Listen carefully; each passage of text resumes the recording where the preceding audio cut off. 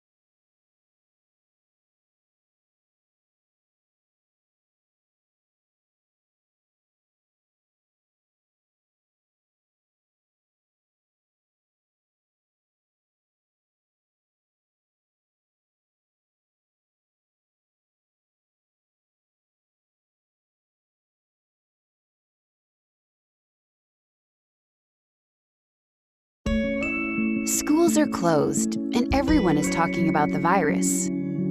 Children pick up on stress and may respond in different ways than adults. Love, attention, and routine can make them feel more secure. For more tips from Seattle Children's experts to support your family as you cope, live, and learn during COVID, follow Seattle Children's on Facebook or visit seattlechildrens.org.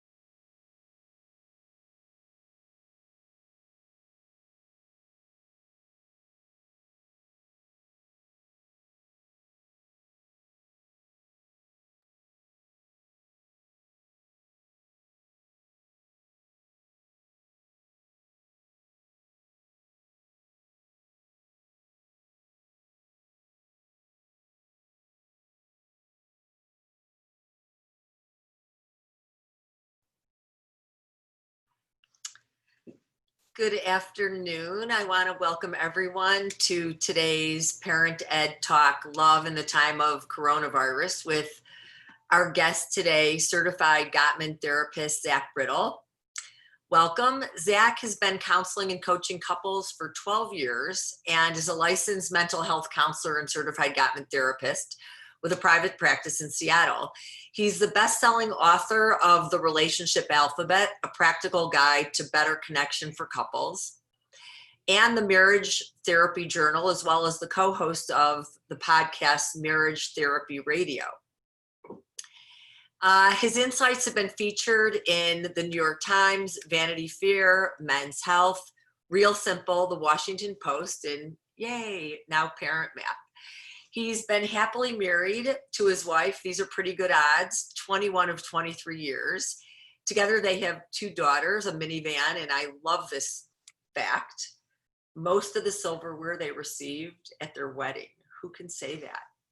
Anyway, my name's Elaine Sulkin, and I'm the publisher of ParentMap. And for those of you not familiar with us, we are a content-rich site, and we produce a free monthly magazine that you can find out and about town, especially these days in grocery stores.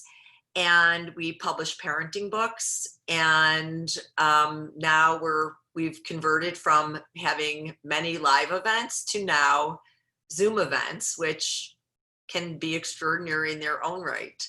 So I want to just do a few housekeeping things before I turn it over to Zach. Today's webinar is being recorded, so we just want you to know that. We're going to use it. It'll be sent out to everyone who registers, and it might be used promotionally. We also really urge you to participate with us today and use the Q&A feature on your screen and send any questions, and I will present those to Zach. And just know that we couldn't do this without you. So thanks for zooming in, and a special thanks to all of our sponsors. Seattle Children's Hospital is our presenting sponsor, Pacific Medical Centers, Seattle Jewish Community School, Leg Up, Sleeping Lady, Mountain Resort, and Sunshine Music Together. With that in mind, I'm going to turn it over to Zach. Thank you.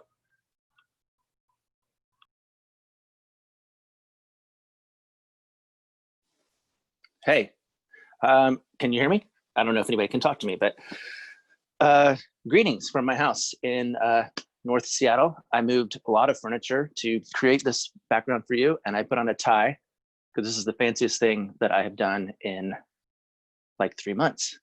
I'm really pleased to be here with you. Usually when I speak live, one of the things that I do at the top of my talk is really try to ask what it is that you want to know about. What do you want to hear about? My specialty is in couples therapy. I am a certified Gottman therapist. My private practice here in Seattle is exclusively with couples. So I have a lot of language and expertise that sometimes can be of help. And the stuff that I say may or may not be valuable to you. So I just wanted to, again, like Elaine said, encourage you to ask your questions, because we're just going to have some time at the end where I can maybe speak directly to what's on your mind. So we named this thing Love in the Time of Coronavirus, and that's a play on a novel called Love in the Time of Cholera.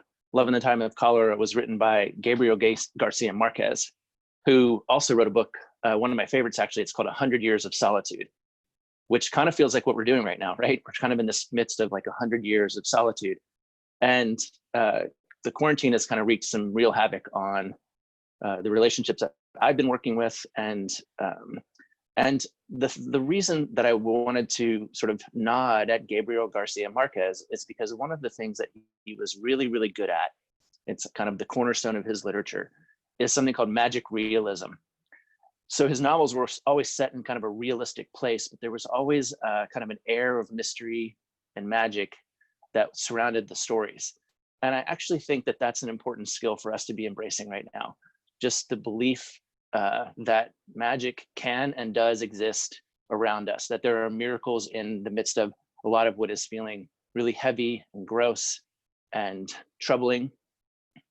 The other thing is when we first started talking about this talk, we were in the midst of the pandemic and the quarantine, but hadn't yet come into kind of this conversation around race and all of the energy that created, which was sort of another thing, right? So I actually started rethinking my talk and my time through the lens of what just feels like a lot of things that are out of control. So what I want to do is two things. I want to kind of let you know the patterns that I've been seeing through the process of this event or this period with couples. And I want to invite you to think about where you might be in the pattern, because that's going to inform what you may then be able to do and how you may be able to respond. There are five stages, or let's call them phases, right? Because we're all dealing with phases. And they each start with A, because I like alliteration. That's one of my favorite things to do when I write and when I talk.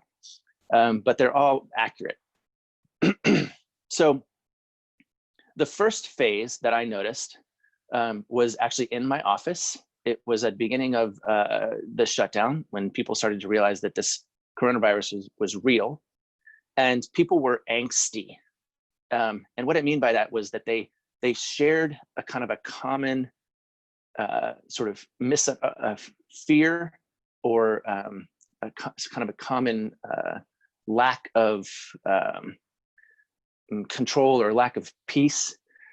It was the third time it ever happened in my private practice. The first time that people collectively shared the same kind of angst was after Russell Wilson threw the interception at the end of the Super Bowl in 2015.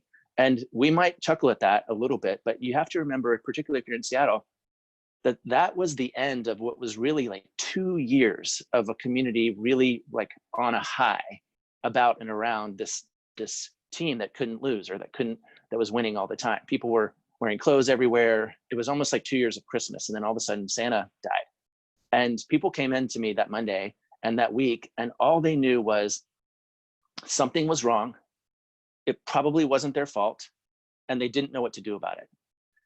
And so we needed a place for that to land. That angst needs a place to land, which is generally in conversation, kind of just working it out and knowing that you're not alone.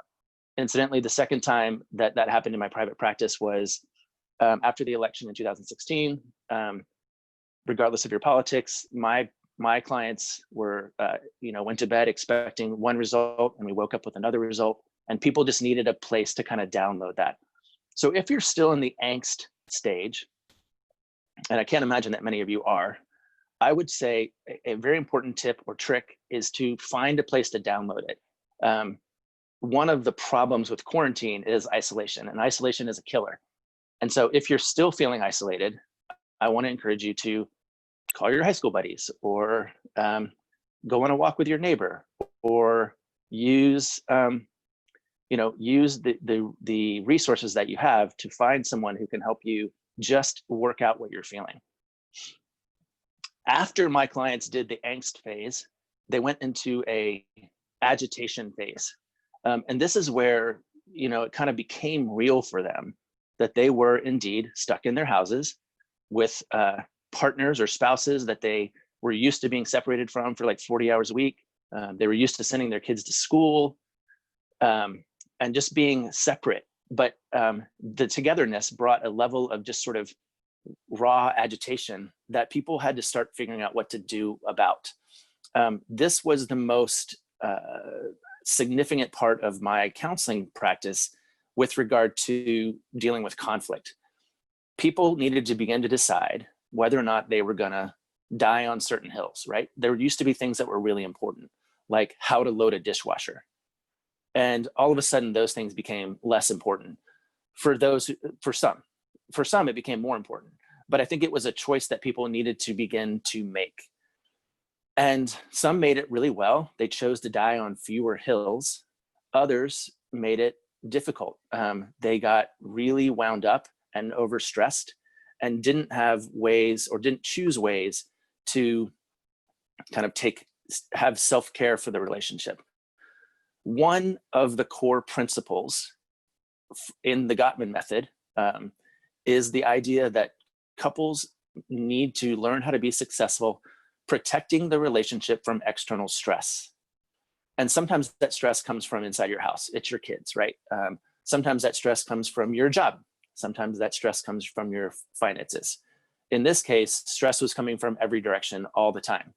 And so the key for couples that I was working with was to learn how to recognize that the relationship itself needed to be protected.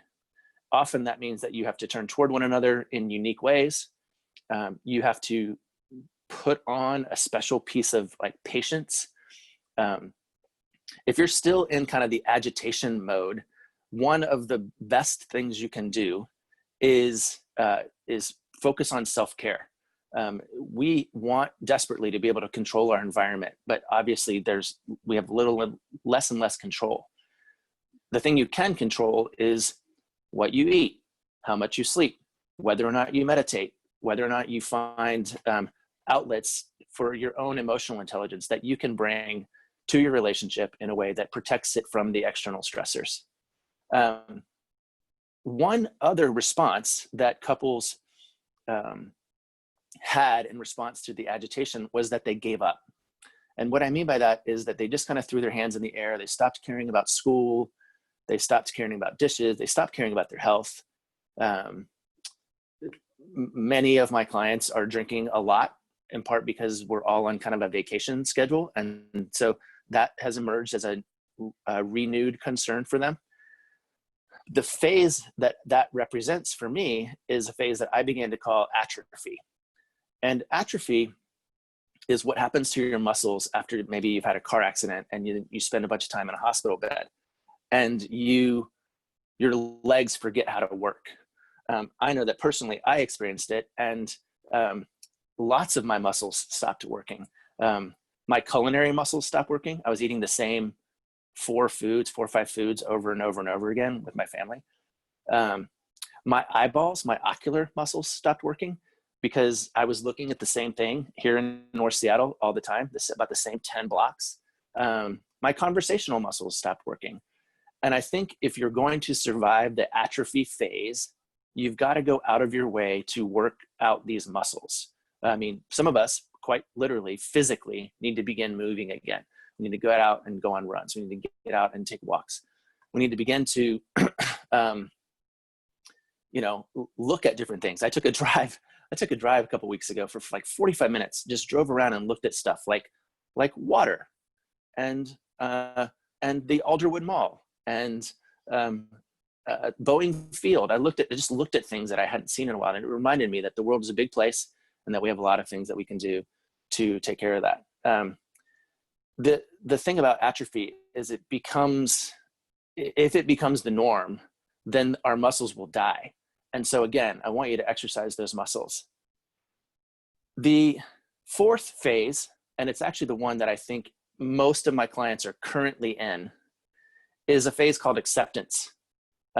When this whole thing started, we were like, oh, let's just take 2 or 3 weeks off. I'm in therapy myself. I said to my own therapist, I think I'm going to take a break for 2-3 weeks. 2 or 3 weeks later, I was still thinking in 2 or 3 weeks. 2 or 3 weeks later, still thinking in 2 or 3 weeks. It wasn't until maybe mid-June that I realized, oh my gosh, this has been now 2 or 3 months. It's probably going to be 2 or 3 more months. It may actually be 2 or 3 more years until we return to whatever we're going to begin to call normal again. Everybody kind of says, oh, I can't wait to get back to normal. I don't think that's going to happen. I think whatever happens is going to it's going to be a new normal. It's not going to be back to normal. And so I think we need to get really, this is where I think the magic comes back in. I think we're going to have to start thinking really creatively together about how to adapt ourselves to a new normal. My wife and I went out to dinner 2 nights in a row a couple weeks ago when things began to get relaxed. The first night we went to a restaurant where every other table was taped off with red tape and kind of like, alert, alert, alert, don't sit here. The next night we went out to our favorite restaurant, and every other table had mountains of candles on it. And the experience of both of those things was really jarring for us. The first one was was almost traumatic. The second one was almost magical. Like there was an opportunity for us to find a thing that was beautiful in the midst of something that was problematic. And we just began to accept that. And I think part of what we all need to do is begin to accept and now look for ways that we can bring light and joy and health back into our relationships and into our communities. So that's the first 4 phases. And if you think about phases, there are famously 5 phases of grief. And in fact, acceptance is the last of those 5 phases. Here's the one I think that we really need to lean into at the moment, which is becoming active. My guess is that part of you guys becoming active is logging onto a webinar in the middle of what is today? Tuesday afternoon. I can tell you that in my private practice, in the last 10 to 12 days, my incoming requests for new appointments has probably quadrupled. People are beginning to sort of realize that now they need to activate and learn how to deal with this new reality. Because I'm a certified Gottman therapist, and because the only access I have to you right now is through this screen, I want to give you a reminder about how you can become active in your own home, with your own partner, with your own children, frankly. The Gottman methodology is based on the idea that there are 7 principles to making marriage work. Those principles can effectively be divided into 3 kind of major buckets. The first bucket is about nurturing the relationship, the friendship that's inside the relationship. The second bucket is about managing conflict, learning how to manage conflict. I always say there's 3 times to learn how to manage conflict. 1 is before it ever happens, 2 is while it's happening, and the third one is after it's over. And then the third bucket is the third bucket is about really planning your goals and your dreams and learning how to support one another in that thing. For today, I just want to focus on the first bucket, which is nurturing and maintaining the friendship, because that's before conflict ever happens. If your friendship is strong, then you can protect yourself from external stress, and you can learn how to take care of each other and really support one another as you deal with atrophy and angst. So here's the 3 things that you need to remember to do actively say now, if this is your catalyst for change. The first one is continue to be curious about your partner. In the beginning of a relationship, it's really easy to learn where they went to college, learn what their favorite food is, their favorite movie of all time. My favorite movie of all time is Who Framed Roger Rabbit. And I'm not kidding. It might actually be the greatest movie of all time, but we can talk about it later. Go ask them questions that you haven't asked in a while. Go learn stories that you haven't heard in a bit. Go revisit stories. My wife and I sometimes will go, how long into the future could you have gone without hearing the name, Jane Doe, or thinking of the name Jane Doe? And I'll go, oh gosh, probably, I don't know, forever, a year. Oh, I always think of them at our Christmas card letter. Now we're talking about Jane Doe, who she was in our relationship, what that was like. But I think, part of what leads to atrophy is certainty. And so when we feel like we already know everything about our partner, then our curiosity muscles die. But wake them up, become curious again. The second thing is remind yourself and your partner that you guys like each other. This may be challenging, but the reality is most couples are pretty sure that they love each other. At least most couples that are staying married and are kind of trying to work it out.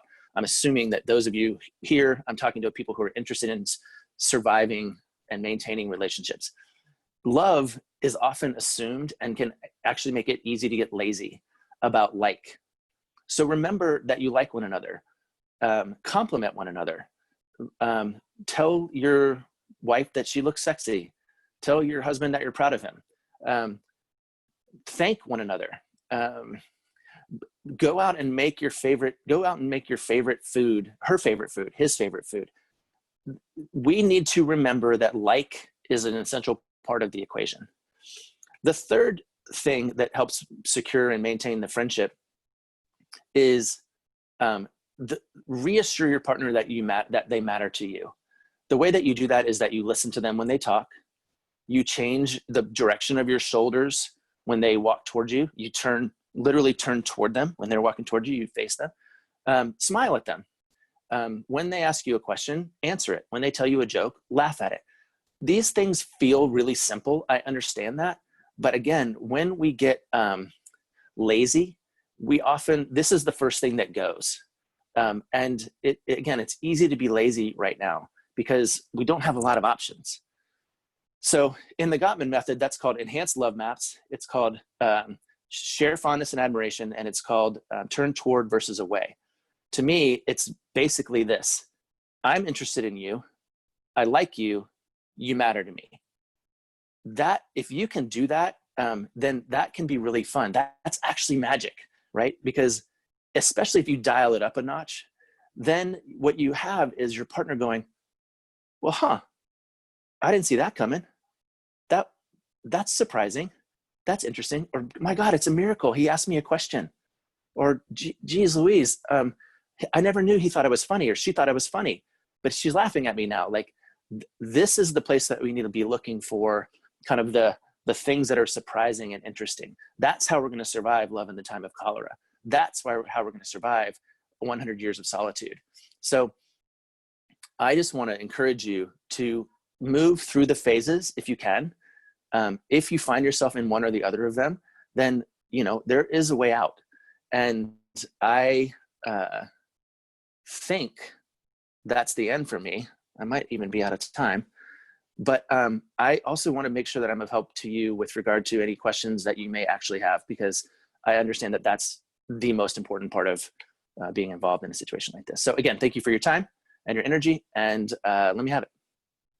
Yeah, okay. First of all, Zach, I personally can't thank you enough, because I think it's why Gottman has become a science in some ways, the art and science of the methods, because you hit on so many important topics. I especially appreciated the graphic description that you gave of being at 2 different restaurants and what those images can elicit. So thank you for that. Can you, I think there's a few questions that focus on the issues around kids, and Sure. It's just such an extraordinary, easy distraction to put your kids first at this moment. And I feel like a lot of people sacrifice their relationship in normal times, but it's added challenge when you have multiple kids trying to help them with online learning. Can you talk a little bit about how to navigate that? Yeah, I mean, I can and I can't, because I have 2 children. They are 13 and 17. They're both girls. The challenges that I have parenting them are, of course, very different than those who are trying to parent toddlers in particular, and also trying to really maintain, the kind of schooling and as much normalcy as possible. This is going to sound a little bit like a cop-out, but I don't think it really is. But I think the number one thing we can do for our kids right now is teach them how to develop their imagination. There's going to come, and it's kind of back to this magic realism thing. I think our kids are going to create the new normal. And if they don't have an ability to think on their feet, if they don't have an ability to think outside the box, if they don't have emotional intelligence, then it's going to be a problem. It's not going to be a problem if they don't get their math homework done, or if they don't write this one essay in order to get a B. Like, for my kid who's going to begin applying to college next year, the idea that she needs to master her SATs is now like kind of out the window, because the SATs are not going to mean as much as they do in the future. So I think the main thing for us to do with our children is to protect them from fear and angst and atrophy, and to give them ways to think creatively about what's going to be next. How are they going to learn? How are they going to become creative thinkers? I don't know how to advise anybody on time management or on how to do online learning, but I can say that the leaders that are going to rise up and kind of help us kind of navigate the future are going to be the ones who think, hey, maybe we should put some candles on this table. Like, yeah, we could put some red tape if we want to, but wouldn't candles be nicer? You know, and I think that those are the kids that I think that I want to raise, and that I want to like be thinking about the future. So I don't know if I answered your question directly, but tactically, I think it means getting really curious about your kids. What are they learning? What are they feeling? What are they interested in? You know, like, and what do they know that we don't? Yeah, no, I think, first of all, again, I love your 5 A's, because I think people can really figure out where they are in that continuum, and getting active, like you suggest, not only with your kids and finding the silver lining to engage them and help spark that creativity, both in your relationship and with them, is really helpful. I'm just a question just came in asking, Elaine, real quick before you read the question, sure. let me tell you I don't know where I heard this, but Yeah, it was something along the lines of, 10 years from now, we're going to be sitting around and somebody is going to say, hey, remember 2020? What was that? And some of us are going to say, oh, it was the worst. There was a pandemic, and then there was these kind of protests and riots, and people lost their jobs, and the economy went crazy, and it was a weird political situation, and blah blah blah blah blah. And we're gonna like be like angsty and mean about it. But maybe our kids are gonna be like, "Are you kidding me? We had dinner every single night at the table. We did scavenger hunts in the backyard. I jumped on the trampoline every single day. I learned how to solve a Rubik's Cube. I swear to God, I learned how to solve a Rubik's Cube with my 13-year-old. That's what we did. One of the things that we did to kind of get creative and get imaginative. But we need to protect the story they're going to tell, right? And so that doesn't mean they shouldn't be aware of things that are circling the culture. It just means that we need to let them also begin to tell stories about how much they played and how much they laughed and how much they connected with their parents. So sorry, that was. Thank you for that. It reminds me of, I have a slow learning curve. So it took until I had my 3rd child to figure out that each moment of angst actually accumulated into a personality. And with my 3rd child, I was like, let's play the videotape back on how that sounded, what you said. And you want to, it's like in this moment, we all want to be able to play the videotape back on how we modeled behavior of it being as positive as you can with being a realist, and really impacting, our kids' view into the world. I want to, earlier I said that one of the key principles in the Gottman methodology was for couples to learn how to protect their relationship from external stress. And I can't, okay, so here's a little piece of data. This idea that 50% of marriages end in divorce is actually overstated. It's fewer. What we do know is that most marriages that end in divorce end inside of year 7. And it's usually because there's a toddler in the mix, or usually includes a toddler in the mix, which means that sometimes the children are the external stressor, and the marriage or the relationship needs to learn how to protect itself from that. So in my case with 13 and 17-year-old, my kids know for sure that they can't come between mom and I. Like they've tried every strategy under the sun, and they now know that dad's going to take mom's side and mom's going to take dad's side.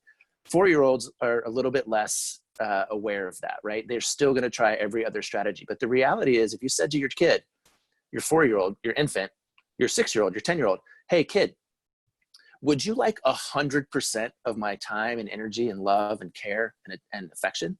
The kid would say, yeah.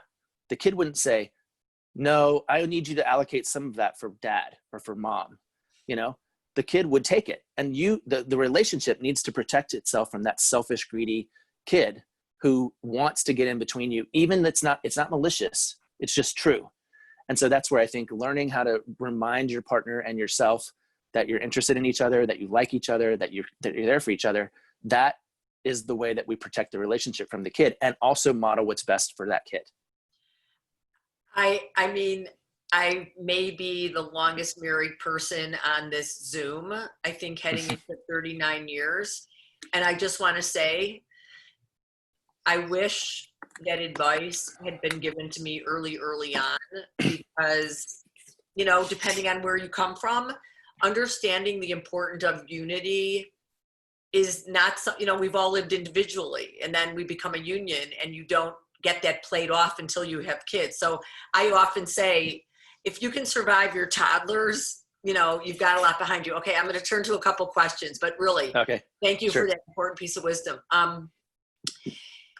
This person asks, it's hard for me to spend quality time alone with my husband because my son is always around and wants to be with us. How do I navigate that? And I would say, lucky you only have one son at this point, because I think finding time, no matter how old your kids are, that you're not distracted by kids is one of the toughest things today. Yeah, 100%. It's really, really challenging. Whenever I hear a question that's phrased to me like this, I'm just a word guy, so I kind of attach to different words. For me, the word that sticks out is this idea that it's hard for you. But the reality is, you've done hard things. We've all done hard things. What I would want to know, if you were my client, is how did you do the hard thing before? Like, how did you run the marathon? How did you change the tire in the snow? How did you, settle that lawsuit? What skills did you tap into? What gifts did you, what creative outlets did you find? What support did you gain? Because if we tell ourselves a story that we can't do hard things, or that because this is hard, I'm not gonna do it, then that's gonna lead to atrophy, right? So yeah, of course it's hard to hang out with your husband when your kids are crawling all over you. So what's gonna be the innovative solution that we come up with? And again, I don't know inside your house and your square footage and your time, what that might be. But, I think, again, looking for the thing or seeking out the thing that makes you go, I didn't even think about that. And I would want to do that with you in conversation. I'm not about to say, why don't you put your kid in front of a TV for, I don't even know how old this son is, it's more like, why don't we, if he's an infant, maybe we just strap him to our chest and we go on a walk. I mean, but there's ways out of the hard thing. And I know for a fact that you've done hard things before. In fact, if you delivered a baby, then you've definitely done a hard thing, like the hardest thing. And so what was it that got you through that experience? Good, thank you. Slightly, this is an interesting question. Do you have any advice for dealing with family members, grandparents, who really want to hang out but are not taking distancing seriously?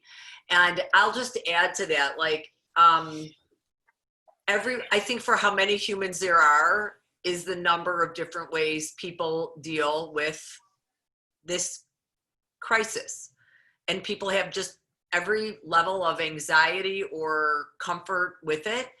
And how, as a family, you deal with some of these issues, I think can cause a lot of stress for people. And I wonder if you have any advice on that.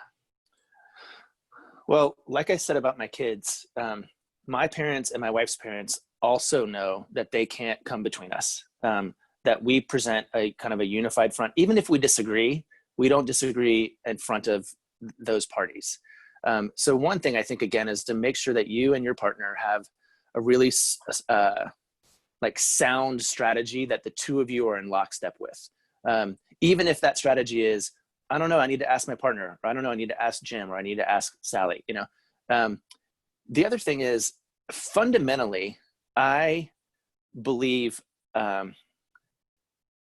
this, and it comes from the Bible. And if you're not a Bible person, that's fine. Just call it ancient wisdom or poetry or something. But the beginning of the Bible, when in Genesis, when the description of marriage is being served up, it's basically three things: leave mom and dad, be united, become one flesh. And I can't stress how important, for me personally, the idea of leaving mom and dad is. You absolutely have to create effective, respectful boundaries with your in-laws or with your parents, because the role or the goal of a marriage, and John Gottman will say, whenever you marry somebody, you're creating a new culture that has never existed before. And, you know, that's become one flesh, right? That's create something that's never, ever been there before, which in the middle verb is be united, right? But I think the first one can't be overstated. Like, you've got to create a very clear boundary between your parents, between, you know, that cute coworker, between your loud neighbor, your kids even. But that piece for me right now with the Corona piece is just comes down to like matter of fact, which is, hey, mom and dad, of course we want to see you. Of course, there's nothing more we would love to do, but we've chosen this strategy. We're on the same page about this strategy. And that comes at a cost. And the cost is we can't spend as much time with you, or we can't spend time with you in the way that we used to. But let's figure out how to do Zoom, or let's figure out how to go, you know, sit on opposite sides of a park or something. Like, I think there are, again, creative solutions that we can pursue. But for me, the answer only matters if it's rooted in those three verbs, right? Leave, be united, become, right? Because you're constantly creating a thing. Here's the other thing I think too. There's gonna come a time, sometime in the future, when you no longer care about your parents' opinion. That is gonna happen. It might be when they die. It may be when they die that you're no longer worried about offending them or upsetting them. But it's gonna happen. The question is it gonna happen because you respectfully and thoughtfully created that boundary and seized your own adulthood? Or is it gonna be because, you know, somehow you hit rock bottom together? Like, I'd choose the former every time. Great. There's a couple questions referencing, even in 2020, how the disparity between who does what and creating agreement and fairness within the household, when I think no matter what, women still feel like they are the dominant caretaker, meal provider, teacher, tutor. Any wisdom on that side? Yeah, I'm totally 100%. Again, as a word guy, the word I attach to is agreement, and the word I would reject is fair, because what's fair is the agreement.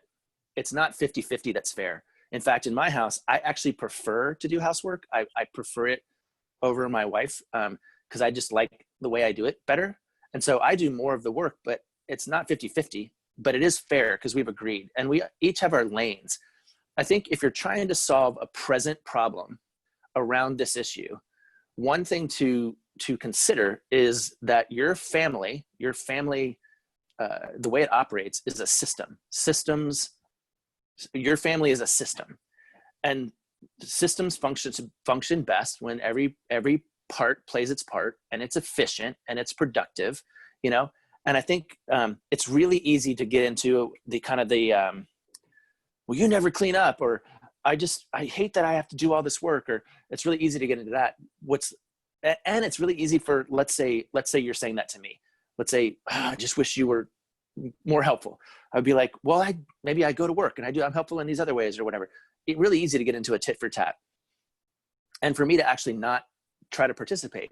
What's more interesting to me is when my wife comes to me and says something like, hey, the system's broken. Like, we're not operating efficiently. And I think for me, it's because I feel like I'm carrying too much and I just need some help. I need to release some pressure out of the system.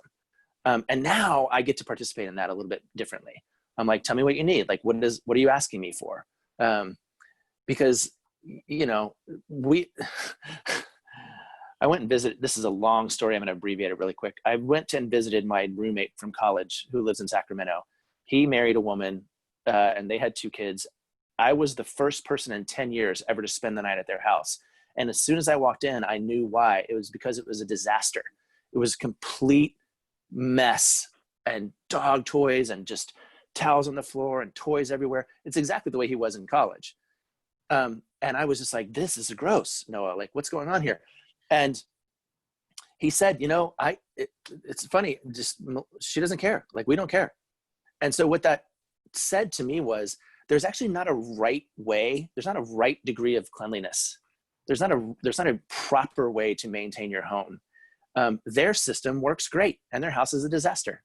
And they clean it up when they want to, and they don't clean it up if they don't want to. So for me, you have to take the pressure off of the here's what needs to be done, and go back to this idea of agreement. And it's way easier to seek agreement with somebody I'm collaborating with than somebody I'm in competition with, which is why fair becomes problematic. Got it. That's helpful. There's a couple questions framed around clearly a male-female scenario of men just being less communicative about emotion, and partners having a hard time tapping into their frustration and progressing through things with communication. Like the quote, it takes two. Yeah. So this is where obviously every couple is unique, and some of us have a higher capacity for emotional expression. Some of us have more complex vocabulary. Some of us have more or less energy. And so there's not a blanket answer to this question, except to say that I have found that training my clients to have conversations on purpose.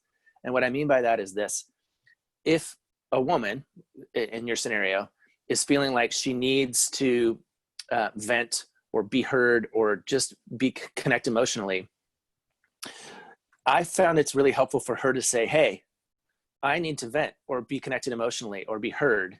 Can I get 10 minutes of your time? When is a good time, right?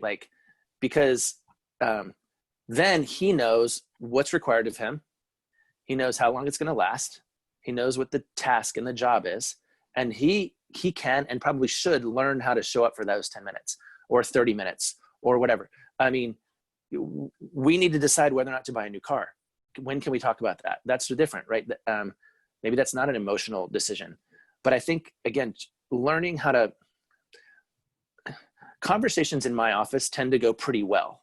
And there's a reason why. It's because the couple has a time-bound issue. They have a third party present. They are on their best behavior. They're not wanting to waste the time because it's expensive. If you can replicate any of that in your home, then you can begin to sort of say, hey, when we sit on, I have a couple, for example, this is a really good example. They invented what they call couch time. And what would happen is she might say to him, hey, can I get some couch time? And he would look at his watch and go, well, I don't have time now, but how about 8 o'clock? And so at 8 o'clock, they come to the couch. They know that when they get to the couch, they're on their best behavior. She's probably going to bring up an issue. He has learned that his job is to hear that issue out and to respond to it with, empathy and awareness. And then, she might even say it's 15 minutes, 30 minutes, whatever it is. That's a conversation that's happening on purpose. And so sometimes we just need to train our partners to help us get what we need. Here's another piece of this. And I don't know who needs to hear this right now, but there's this whole concept of love languages, right? Love languages. One of them is words of affirmation. And I hear plenty of men say, it's not a language I speak. I don't speak words of affirmation. The woman may say, I need words of affirmation, or I need quality time. And the man might say, I'm just not good at it. Here's one thing I know for sure. If you met and married your partner and she spoke German and he spoke Mandarin and you fell in love, you wouldn't spend the rest of your marriage going, I don't speak Mandarin. I don't know how to do that. Sorry, we're going to have to do German. No, you would learn a little Mandarin. You would learn how to communicate in a way that made your partner feel heard and connected. That's just common sense when it's an actual physical language. So if it's a love language and you're not that great at emotions, but your partner needs it, I'll just say to you, you kind of have to learn how to do that. That's a skill you need to develop. And you can. Emotional intelligence is a skill you can develop. Fantastic. I'm going to combine a couple questions. Parents having the challenge of figuring out strategies together when they really have, differing views, and how do you come to agreement on things like that? And then I'll add on the corrosiveness of contempt and how much that can, undermine trying to, have a healthy relationship. So I'm kind of lacing those together in how do you do that best? Well, I guess I would tackle the second part first, which is, contempt is corrosive. And when it's present, it complicates every other thing. And so the way that you combat that, the way that you battle that, is that you do those three things that I was talking about, right? You lean into remembering and reinforcing that I like you, I'm interested in you, and you can count on me. Like that just has to be the first thing. Because if I'm having a conversation with you about a conflict that we're having over our kid, that conversation is going to go a lot better if you and I both know that curiosity is present, that care is present, and that compromise is present. That's kind of the outcome of all those three things that I was saying, right? It's not going to go well, period, if those things are not present. And so that's the part I would tackle first, like proactively on the daily, consistently over time, just really building that out. So then that challenges how I might respond to the second question, because we don't know the degree of sort of collaboration that's available. I can tell you how it kind of works in our house, which is we disagree about a lot of different things, but we also are really clear about our lanes. Like I stay in my lane, she stays in her lane. The kids know they can't get between us, but we each kind of parent in the way that we are most comfortable with.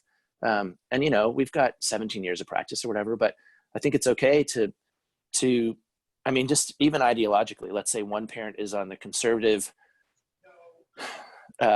political spectrum, the other one's on the liberal spectrum. And, right now that's a very divisive thing. But if you can teach, sort of curiosity and care and compromise, then,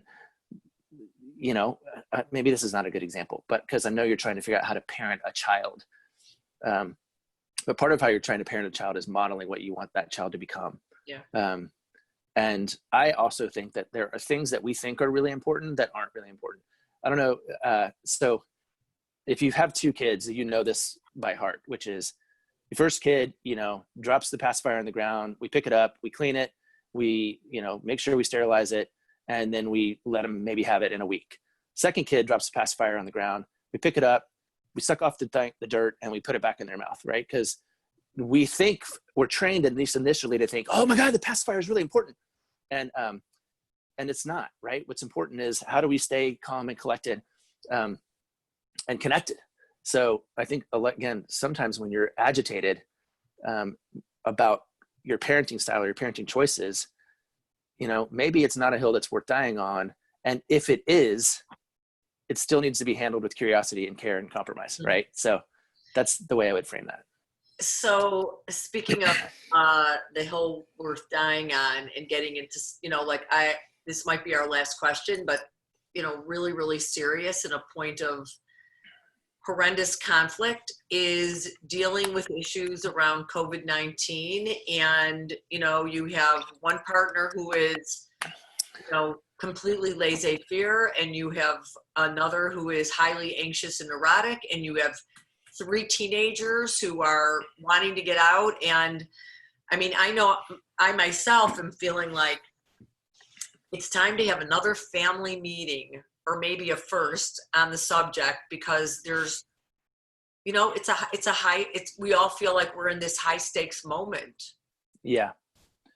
Yeah. That's the conversation in our house right now. There's a lot of tension around how tightly we want to hold this thing, or how responsible we want to be, how socially distant we want to be. All of that is, and, I think for teenagers in particular who haven't been around the block, they find it really easy to make it black and white. And maybe that's even that, right? If I said black and white in front of my daughter right now, she would scold me, because that's a sort of a racial epithet now that's become like, are we allowed to say that? Is that a thing? And so part of what I continue to try to do in my house is just remind everybody that this is really confusing. All of this is really confusing. And the worst thing we can do is turn against each other in that confusion. We could make it worse by getting up on our high horse, or by being really irresponsible and laissez-faire. Like we could really make this problematic.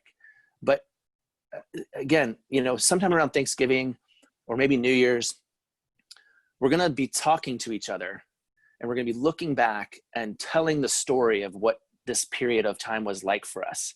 And for some of us, that story is going to be really traumatic. And for others, it's going to be really bonding. And I just think, like, as much as you're able, create the bonding experience so that you can do a confusing, hard thing together versus, let this confusing thing be divisive. And specific strategies, they're going to vary from family to family, frankly. If I were just talking about like an umbrella statement to the question you just asked, generally I would say the more anxious partner or the more concerned partner probably needs to be winning for a little while, because you can't go from complete laissez-faire to, you can't go backwards, right? So I would say at the moment, while you continue to work on the fact that this is confusing and challenging, stay conservative, because you can't go out and then bring it back into the conservative part. It's like Pandora's box, or the cat's out of the bag, or whatever metaphor you want to use. Like it's way easier to slowly, slowly emerge. And that's true of any situation, frankly. I can't thank you enough, honestly, for your wisdom and guidance at this moment. And I think if there's one aspect of everything that you've said, that, the greatest guiding principle is, to be a unified team. It's just such a blessing to understand the concept of what that really means. If that wasn't a role model you had from your parents necessarily, then it's really great guidance. Zach, thank you so much. Yeah, of course. Thank you so much. I'm just going to say to our Zoom watchers, thank you so much for joining. And, check out ParentMap.com. We have a bunch of fun kid events. On July 2nd, we have video game coding presented by Mighty Coders. And then next week, I think we have a really unique conversation happening between the founder of Syndio, her name is Maria Colacurcio, and Tama Smith, who's the head of Women Living a Richer Life at Brighton Jones. And that talk is called The Motherhood Penalty, Women's Work and the Gender Wage Gap. So we hope that you'll tune in for that. And just thank you again, Zach. Oh yeah, sure thing. Have a good evening. Yeah, you too.